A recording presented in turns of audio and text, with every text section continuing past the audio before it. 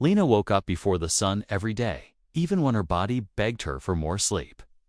She didn't have a choice. The mansion was huge, and her job as a maid was not easy. She cleaned the kitchen, mopped the shiny marble floors, folded the expensive clothes, and even scrubbed toilets with her bare hands. No one really noticed her, not even the family she worked for. To them, Lena was just the help, but she was more than that.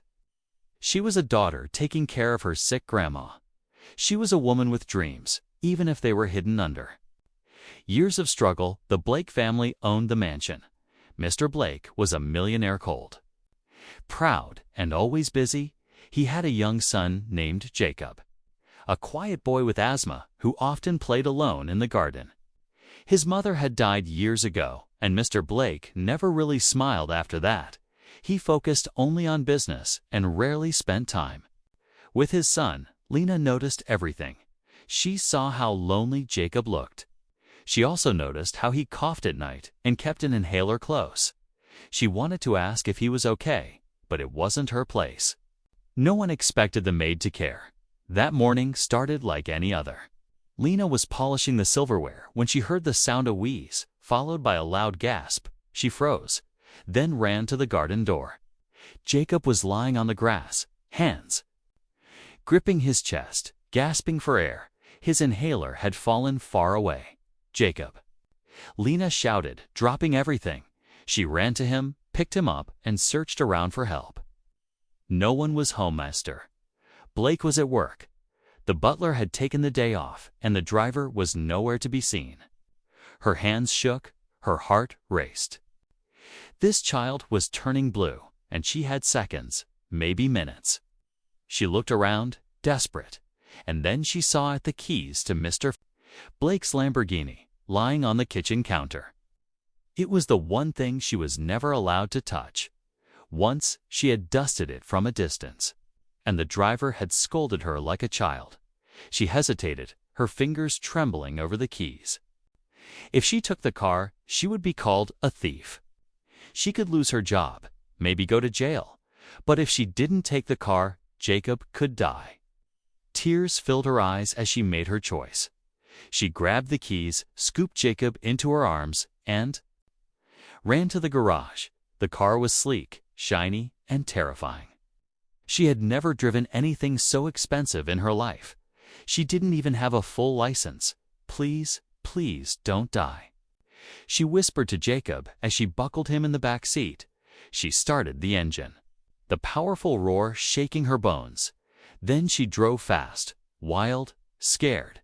She didn't know the rules anymore, only that a child's life was in her hands. People stared as the black maid in a wrinkled uniform flew past them in a bright yellow Lamborghini. She ignored the horns, the shouting, the fear rising inside her. Jacob gasped again, and Lena's tears spilled freely. She thought of her younger brother, who died before help arrived. She thought of her grandmother, who once said, "Never let fear stop you from doing what's right." The hospital was just 10 minutes away, but it felt like hours. She almost hit a mailbox, crashed into a trash bin, and missed a red light by inches. But she didn't stop, not until she pulled up at the emergency entrance, screaming for help. Doctors rushed out, nurses ran to the car. They took Jacob from her arms and rushed him inside. She followed, blood pounding in her ears. A nurse recognized her. "Lena, what happened?" She didn't know how to answer. I borrowed the car," she said softly. He couldn't breathe. They placed Jacob in a room with machines and medicine. The doctors worked fast, and soon he was stable. But Lena didn't smile. She sat in a cold chair, her hands shaking. She had saved the boy, yes, but what would Mr. Blake say when he found out? She had touched what she wasn't supposed to, driven what she wasn't allowed to. Even if it was to save his son, would he understand? Would he listen? Or would he fire her? Maybe worse. Outside the hospital window, the Lamborghini gleamed in the parking lot. Inside, Lena sat quietly with red eyes and a broken heart.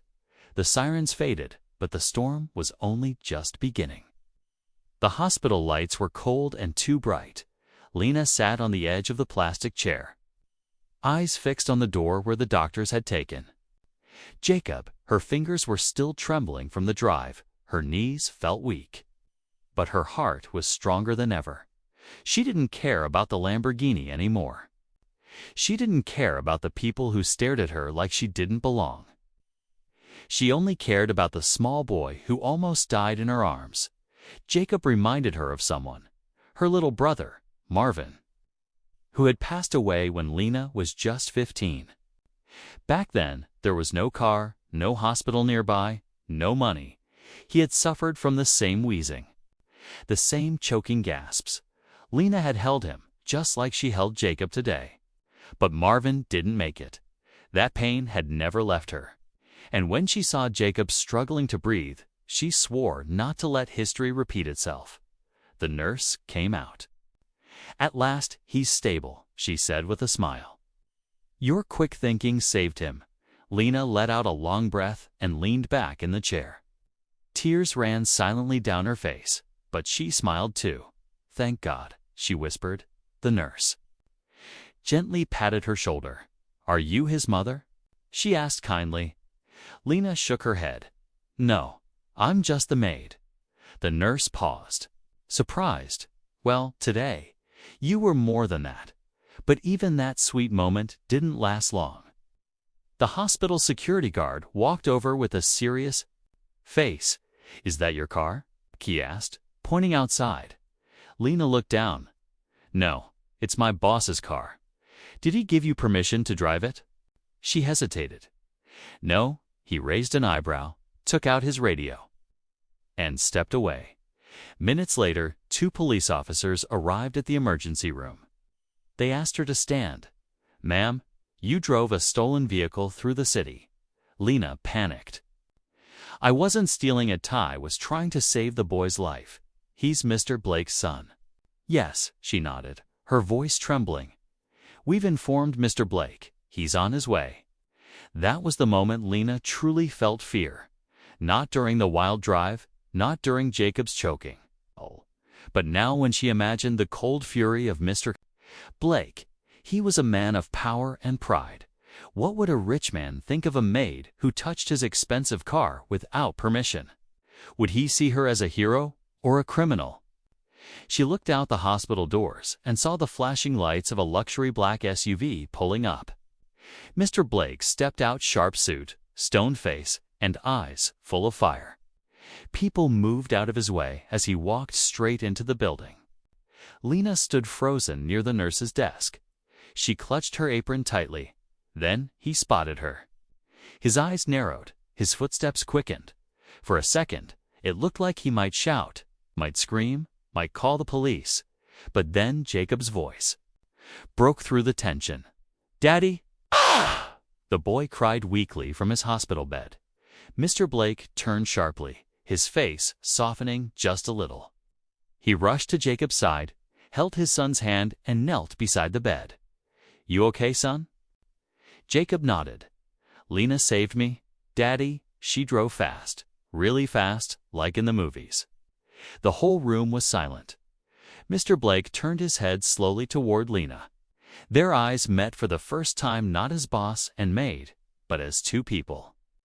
Caught in a storm, he stood, walked toward her, and stopped just a few steps away. "You drove my Lamborghini." Lena opened her mouth, but no words came. Her voice was trapped by fear. I thought he was dying. I didn't know what else to do." She finally said. Mr. Blake didn't respond. He simply looked at her for a long, silent moment, then turned to the police officers. "She didn't steal anything," he said. "She saved my son." The officers looked at one another, nodded, and stepped back.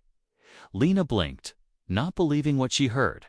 No shouting, no insults, no threats, just gratitude hidden beneath his quiet voice. He looked back at her again and added softly, "You did what I couldn't. You were there for him." Then he turned and walked back into the room with his son. Lena stood there, stunned. She wasn't fired. She wasn't arrested. She had saved a life and maybe, just maybe, changed a heart. Outside, the sun was setting, painting the sky in soft gold and orange. Inside, Lena sat once more in the plastic chair, her hands still shaking, but her soul calm. The Lamborghini still waited outside, untouched, but in that moment, she felt like she had driven something far greater than a car. She had driven a child back to life. Back at the mansion, the air was calm and quiet. The cleaning staff had left early. The security guard was walking slowly around the lawn. Mr. Blake sat in his large home office, scanning emails with a tired face.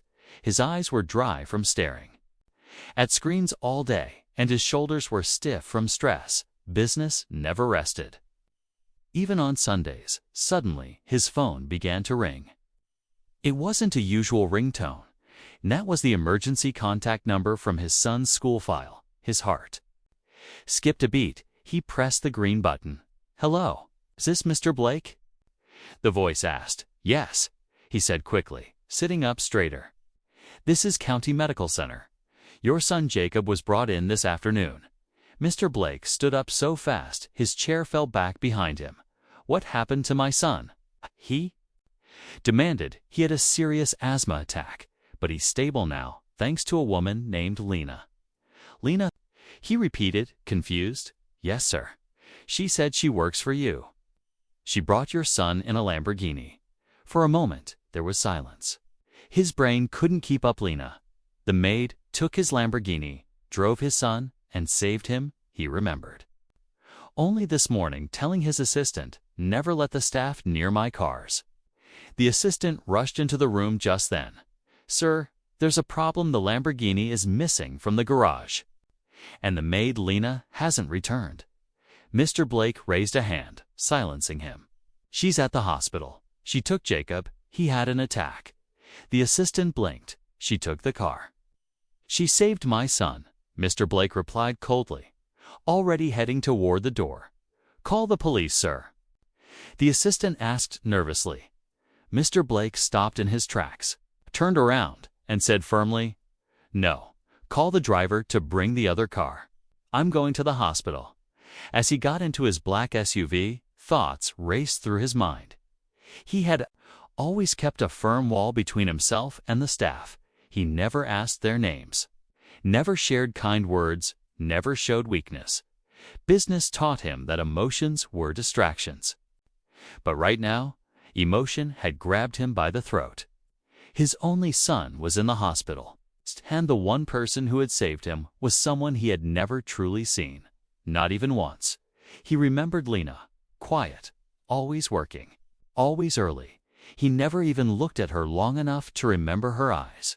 Now, she was the reason Jacob was still alive.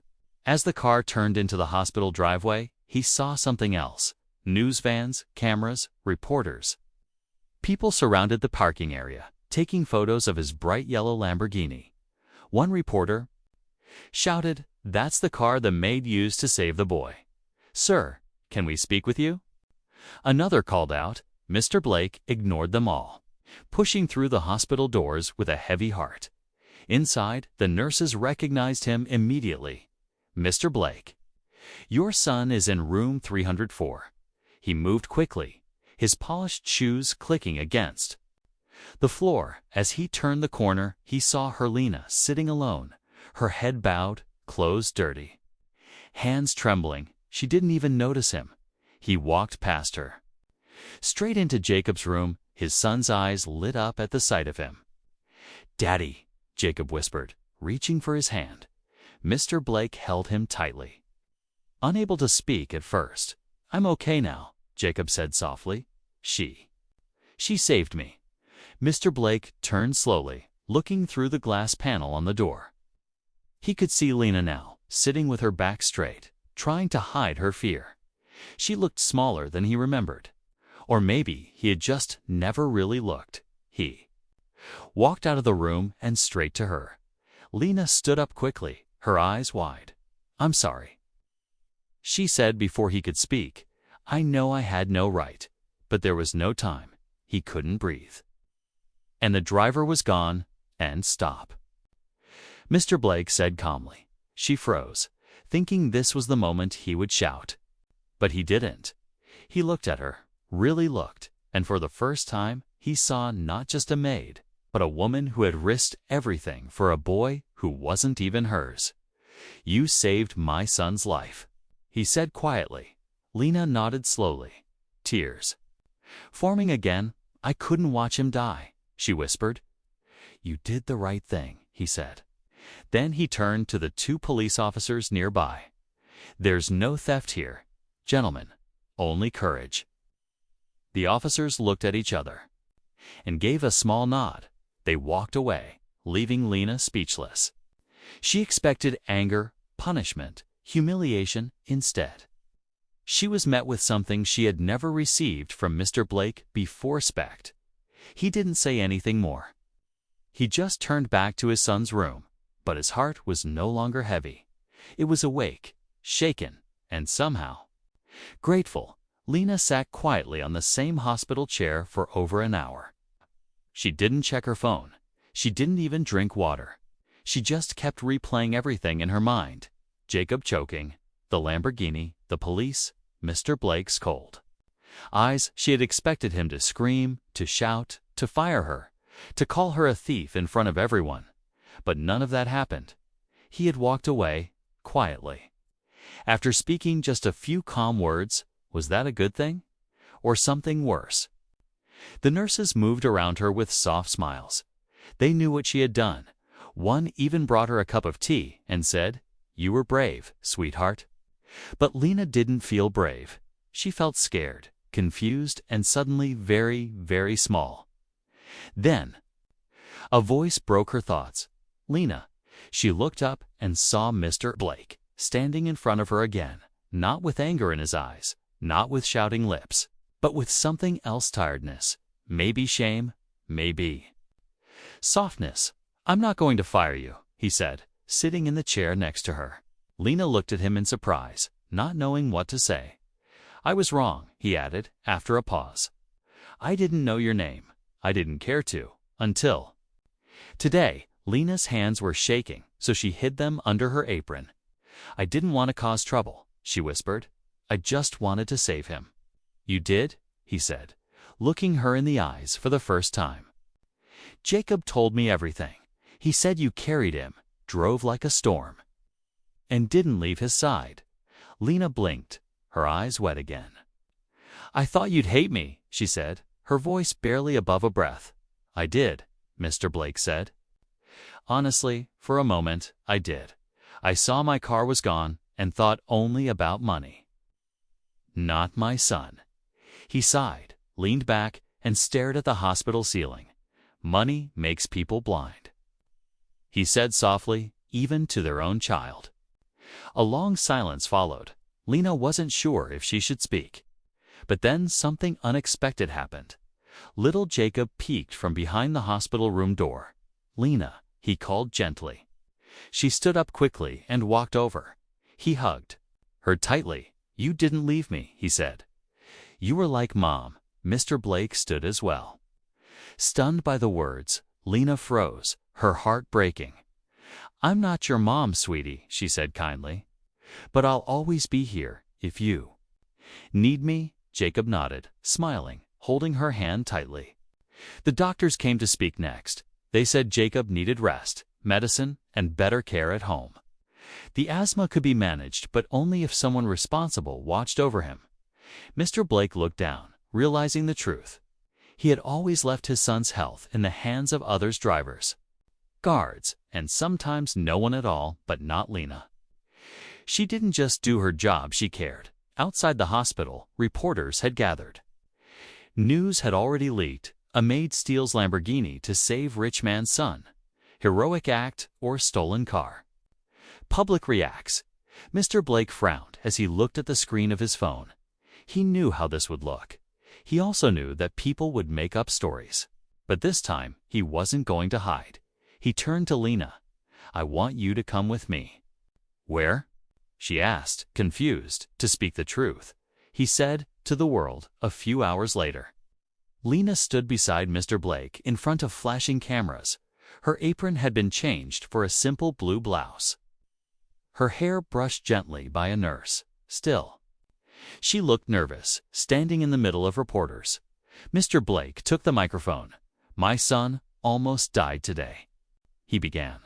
"I wasn't there, but this woman, this brave woman, was." He looked at Lena and nodded for her to speak. Her voice trembled at first. "I didn't mean to cause any damage," she said. "I didn't even think. Just saw a child who couldn't breathe. I remembered my brother," she added. "He didn't survive. And I couldn't let that happen again." One reporter asked, "Did you know you could be arrested?" Lena nodded. "Yes, but some things are more important than fear." Another asked, "What did Mr. Blake say to you when he found out?" She paused and smiled gently. "He said I did the right thing." The press conference ended with slow claps turning into loud applause. Lena had won hearts. But more than that, she had changed one man's heart, the man standing beside her, as they left the cameras behind. "Mr.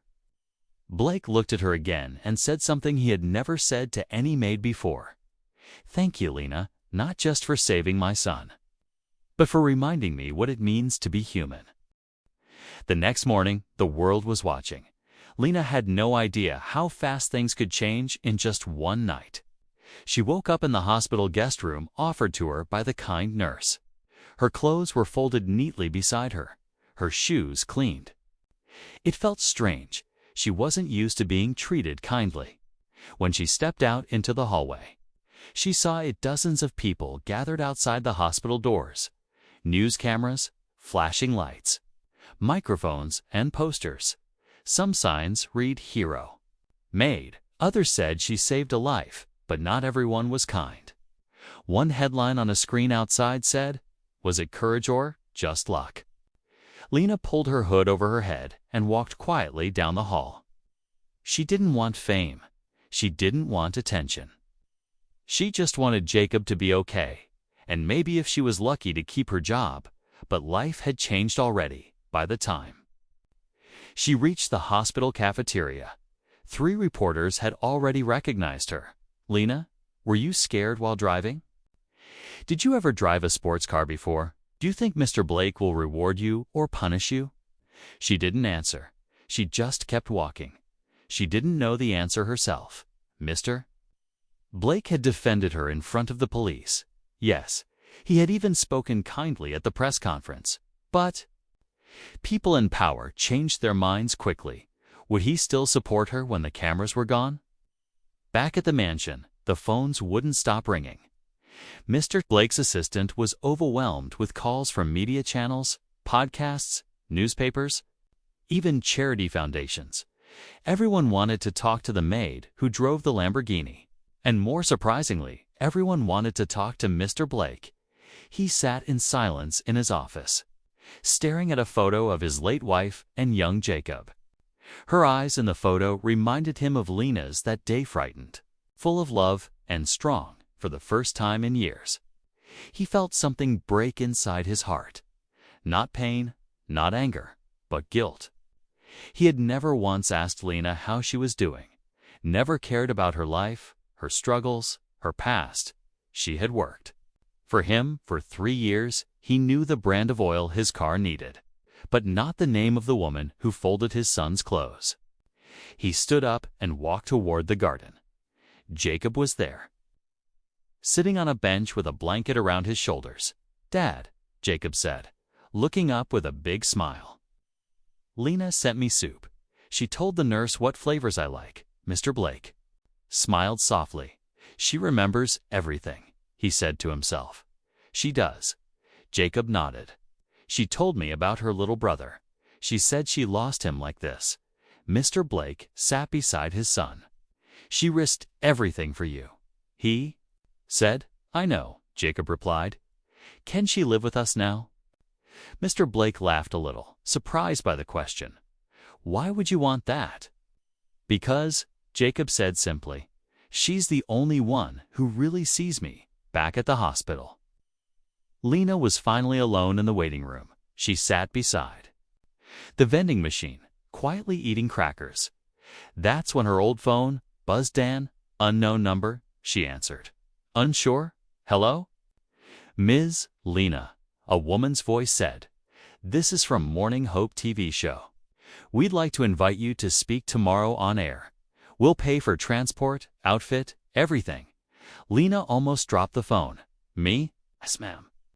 "Your story has touched millions." Lena looked around in disbelief. I don't know. I don't really talk well on TV." "That's all right," the voice said warmly. "We just want your heart, not perfect words." After hanging up, Lena sat still for a long time. Why was the world suddenly paying attention? Yesterday, she was just a poor black maid with worn shoes and tired hands. Today, people called her brave, hero, and role model. But her heart hadn't changed. She didn't want fame. She wanted dignity. She called her grandmother. On a video app, the old woman's eyes lit up with pride and joy. "Baby girl, you are on the news." "I only did what I had to," Lena replied softly. "No," her grandma said. "You did what others were too afraid to do." Meanwhile, a new storm was brewing online. Social media was on fire. Some people shared fan art of Lena driving the Lamborghini like a superhero. Others were debating, would she have been arrested if she were someone else? Is this really about kindness or just good headlines? And quietly, in his private room, Mr. Blake was preparing something too. Not for the media, not for the world, but for Lena. He called his legal advisor and said, "Draw up papers for a scholarship fund. I want it in her name." "Yes, sir. And arrange a private car not for me, for her, sir." "She won't be driving my car anymore," he said, smiling. "She'll be driving her own." The television studio was buzzing with energy. Bright lights, soft makeup brushes, nervous hosts checking cue cards, and in the green room, Lena sat silently on a soft chair, her fingers twisted in her lap. She was wearing a new blouse, navy blue with pearl buttons, gifted by the studio. Her hair had been styled gently by a makeup artist who whispered, "You're famous now, but you've got the kindest eyes I've ever seen." Still, Lena felt out of place. This wasn't her world. She didn't belong in front of cameras. She was just a maid. At least, that's what she always thought. But today, something was different. Everyone was waiting not for a celebrity, not for a millionaire, but for her. Outside, the stage lights glowed as the morning show began. "Ladies and gentlemen," the host said, smiling at the camera, "today, we bring you the most touching story of the year. A story of courage, humility, and a woman who risked it all." Lena was called to the stage, her heart beating fast. She walked carefully, each step feeling like it echoed across the world as she sat down. The host smiled warmly.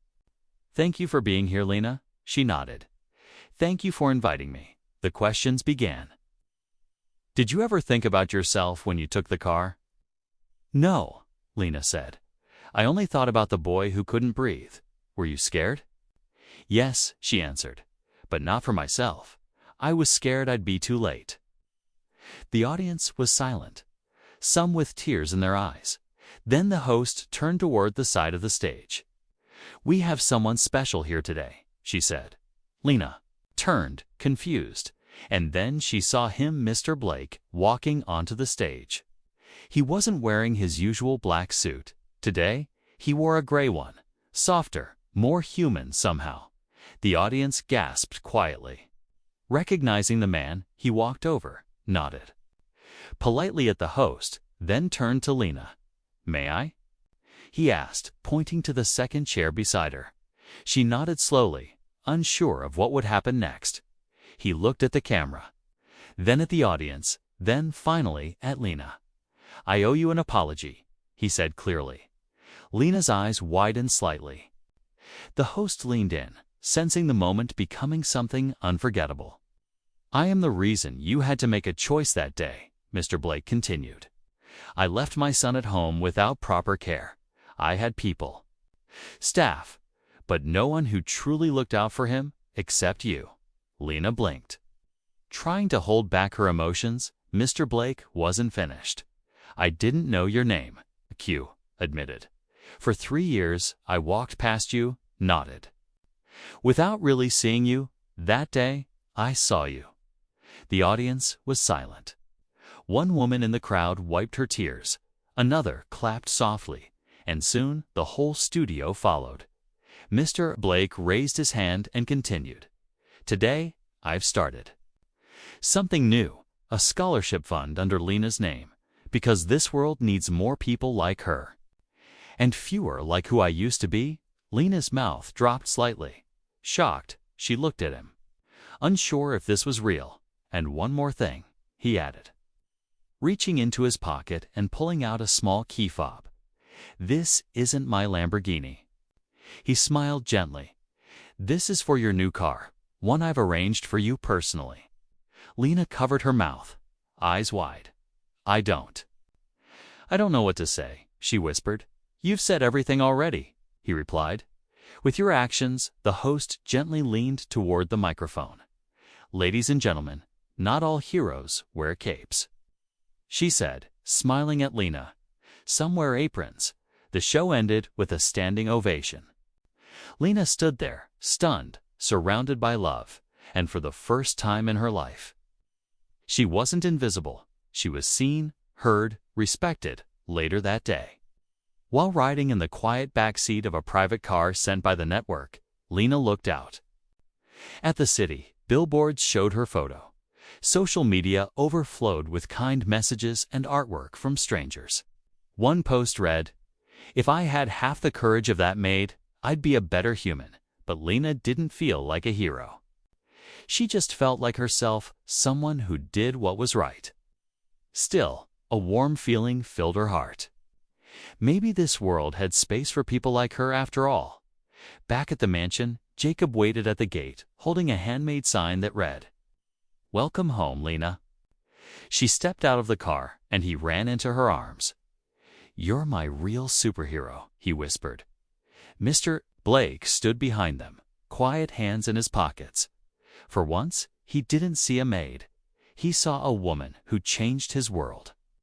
Not with money, not with power, but with love. 2 weeks had passed since the interview. The world had moved on to new headlines, new stories, new trends, but Lena's life had only just begun to change.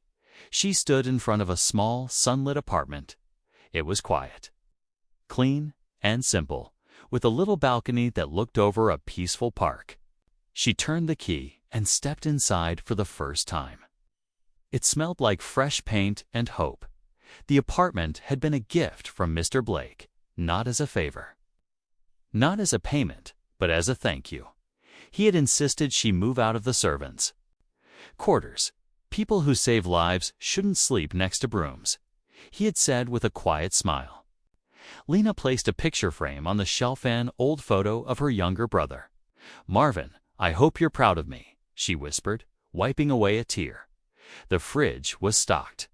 The cabinets full, the sofa was soft, and the windows let in the golden afternoon light. But more than anything, the apartment gave Lena something she had never really had before, place to call her own. Later that evening, her phone buzzed. It was a video call from Jacob. He was at the mansion, holding his inhaler with a big grin. "Lena, guess what?" "What, sweetie?" "I haven't had any attacks since the hospital," he beamed. "I'm so happy to hear that," Sue said, smiling. "And Daddy said you're coming for dinner this weekend." Lena laughed. "Did he now?" "Yeah. And he said, you're family now." That one word, family, made her heart skip. It wasn't something she had expected to hear from a man like Mr. Blake, but somehow, after everything, it felt right. The next day, Lena started something new. She wasn't a maid anymore. With the help of the scholarship fund created in her name, she enrolled in nursing classes at the local community college. Her dream had always been to help others.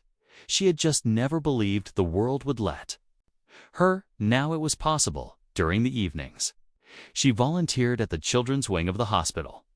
Doctors recognized her face from the news, but the kids only knew her as Miss Lena, who brings funny socks and warm smiles, even though she was no longer working for the Blake family. Lena still visited Jacob every weekend. They played board games, baked cookies, and even planted a little vegetable patch in the backyard. Mr. Blake joined them sometimes, less stiff now, more open. He had started spending real time with his son, learning how to be a father again one Sunday afternoon. As the three of them sat in the garden, Jacob asked, "Daddy, are you happy?" Mr. Blake looked at his son, then at Lena. "I wasn't," he said honestly, "but now, think I'm learning how to be." Lena smiled, but didn't say anything. Some things didn't need words. They just needed quiet understanding. A few days later, Lena got an email. It was from a school principal. "Dear Miss Lena," it read, "we heard your story and would love for you to come speak to our students about bravery, kindness, and making hard choices." Lena stared at the screen. For a long time, me? She thought, a maid, a speaker.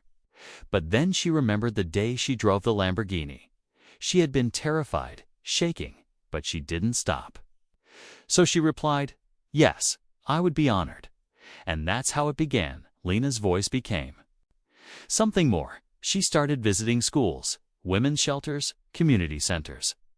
Not to boast or show off, but to remind people like her maids, cleaners, caretakers, invisible workers that they mattered. That courage didn't come from money or power. It came from love.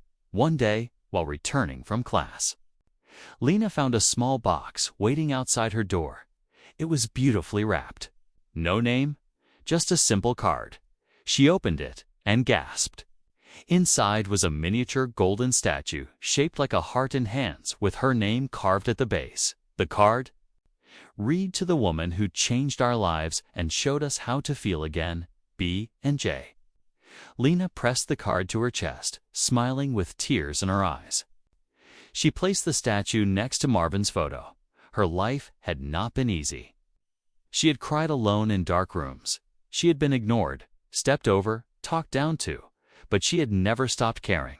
And now, that care had become her strength, her voice, her future, her story. Outside her window, children played. Birds flew overhead. And the sky turned shades of orange and pink. It wasn't the mansion. It wasn't the Lamborghini. But it was home. And Lena knew one thing for sure. This was just the beginning.